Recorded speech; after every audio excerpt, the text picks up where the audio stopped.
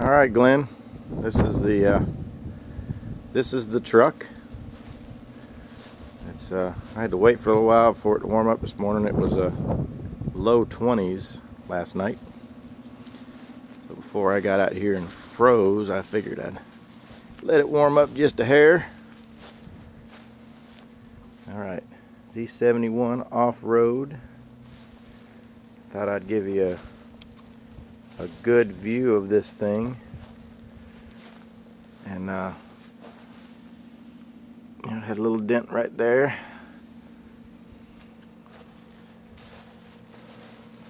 Right here underneath this Silverado, so I try to get the sun glare on it so you can see it's got a little dent. That's pretty much it for this side. It does have the window vent visors on it, and the good Weston step bars, but as you can see, it does not sit that high off the ground at all. They are 275, let's see, or 285 75 15s on the tires, but you see they fill up the wheel well. Really nice on the truck, and they look sharp on there, and they are new. You can see the tread pattern. See, it's a little aggressive, but it's still a good highway tread. Like I said, it's pretty dang quiet going down the road. The paint still has a real good shine to it. Move around the front here, and you can see kind of the shine on the hood. Still looks good. You see how cloudy the front lenses are. Well, that's easy to fix. No big deal there. There's a shot down this side of it. This side is really straight. There's a little buckle right here, but you can just barely see it. Like I said, the white hides most of that.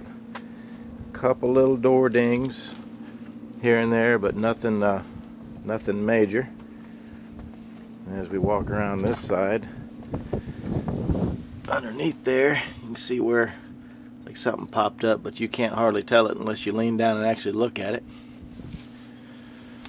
All the wheels are in good shape. They're not real oxidized. There's the bed rails I was talking about. It's got a little ding right here, right into the chrome, but it ain't bad.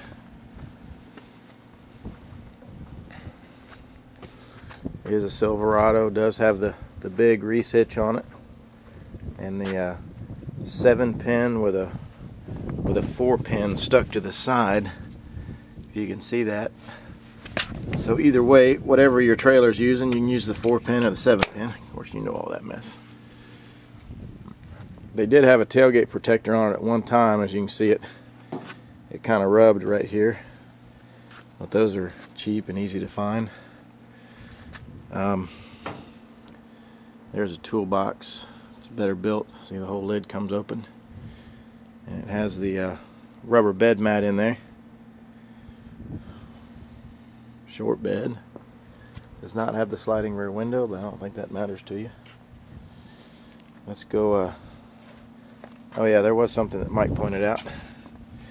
And right here, it's got looks like it may have had a little filler put in there at one time in its life. Either that or the paint just has a little crack in it, but it's not. I mean, all this stuff's hard to see on this white truck, so overall the truck's in pretty doggone good shape. All right, interior. It's dark blue. It's got nice tinted windows on it. The tint's in pretty good shape. There's a few little spots here and there that in the tint, but you know, once you clean the windows, I think that'll make a big difference. There's the seats.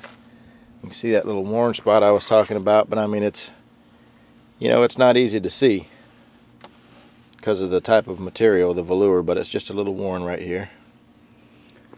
There's the 2 buckets in there. It is a power seat, and it does have power lumbar and everything, so you know, this was a fairly loaded up truck. Tilt and cruise on it. You see it's got the dark blue rubber mats in it instead of the carpeting, which I think that's a great thing. There's the center console. There's the aftermarket stereo.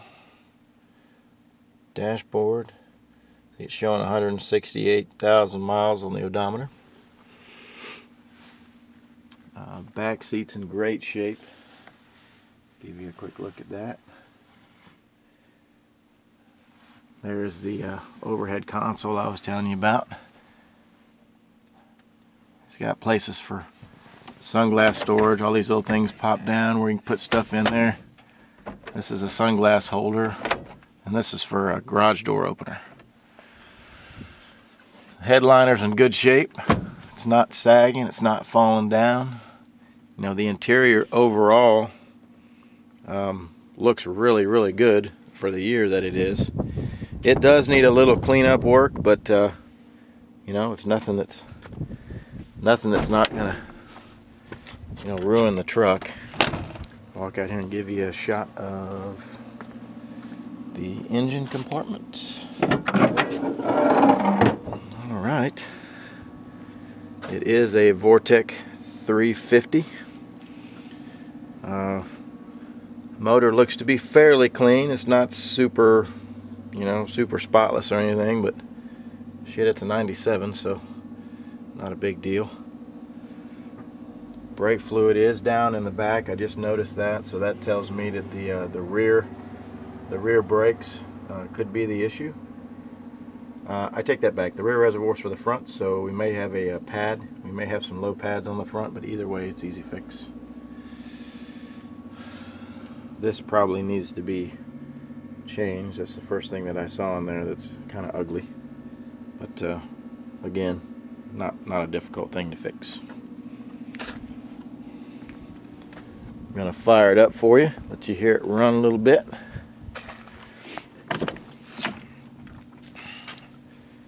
Alright, try not to joggle the camera too much. I know you try not to make you seasick. Hang on just a minute.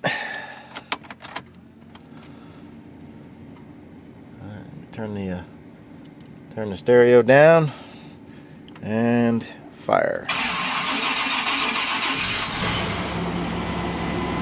As I said, it's really, really cold this morning, so. Alright, you see everything's working. I hope you can hear that. It does have some kind of aftermarket stereo in it. That's why I said it sounded pretty doggone good, because it's got the aftermarket tweeters on the doors, and obviously the speakers are not factory. I need to get in the back seat and see if it's got a woofer back there.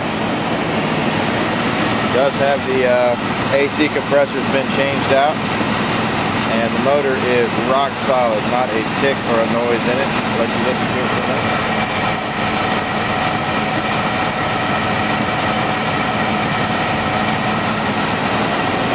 Alright. Go around here to the exhaust pipe.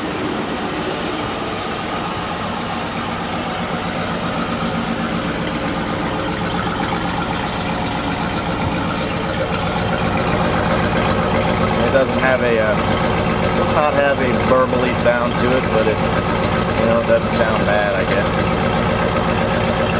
Another shot down the side of it. Well, this is about 9 minutes of video. We can only put 10 minutes on YouTube at a time.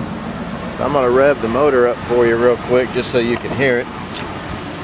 And shut it off, and then we'll take it for a drive. Alright.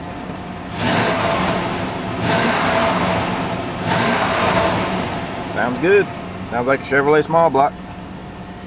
Alright, for right now I'm going to shut it off, and we'll take a drive for it in just a minute.